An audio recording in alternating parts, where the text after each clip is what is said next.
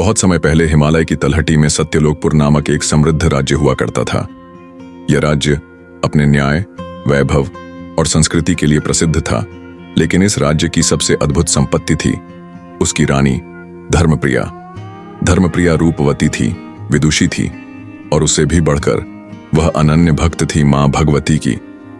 हर दिन वह ब्रह्म मुहूर्त में उठती, गंगा जल से स्नान करती और मां भगवती के मंदिर में जाकर दीप प्रज्वलित करती।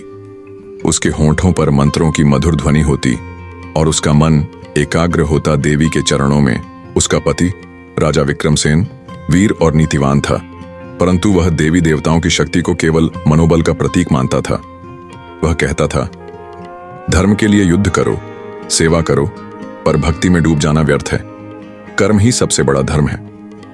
धर्मप्रिया मुस्कुराती और कहती, राजन, कर्म तभी सफल होता है जब वह ईश्वर की कृपा से जुड़ा हो।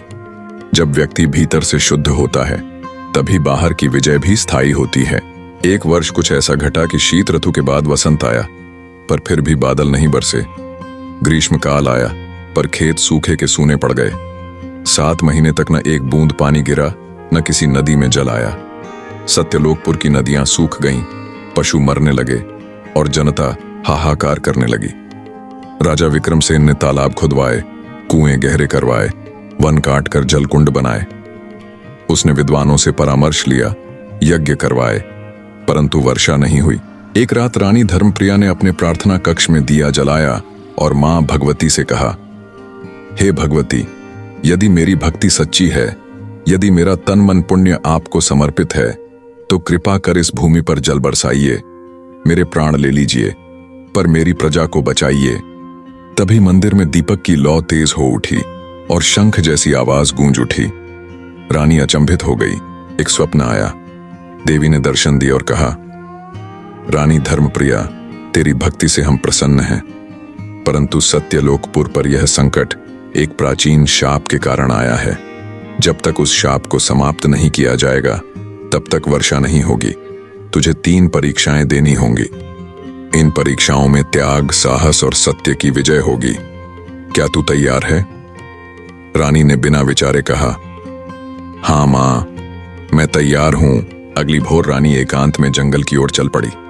वह जानती थी उसे अपने राज्य और वैभव से दूर जाना होगा। जंगल में एक तपस्वी मिले, शिव के भक्त। उन्होंने कहा, रानी, पहली परीक्षा है त्याग की। तू 7 दिन तक निर्जल उपवास कर और अपनी सबसे प्रिय वस्तु देवी को अर्पित कर। धर्मप्रिया ने 7 दिन तक अन्न, जल, फल कुछ नहीं लिया। उसके अंग क्षीण हो गए, पर उसके चेहरे पर तेज बढ़ता गया। 7वें दिन जब तपस्वी ने पूछा, तेरे लिए सबसे प्रिय क्या है?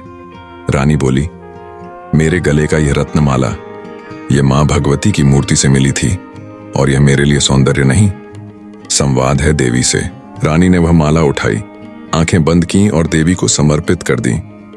उसी क्षण आकाश में बादलों की गड़गड़ाहट हुई, पर वर्षा नहीं हुई। तपस्वी बोले, परीक्षा उत्तीर्ण हुई, आगे बढ़। रानी अगली यात्रा पर चली।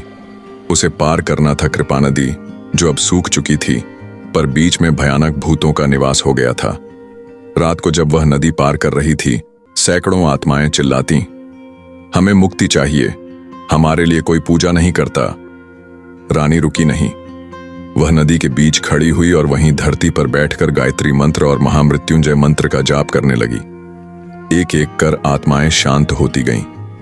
अंत में वहां शांति छा गई। आकाश से एक दिव्य प्रकाश उतरा और नदी के किनारे एक फूल खिला, जो नीले कमल की तरह अद्भुत था।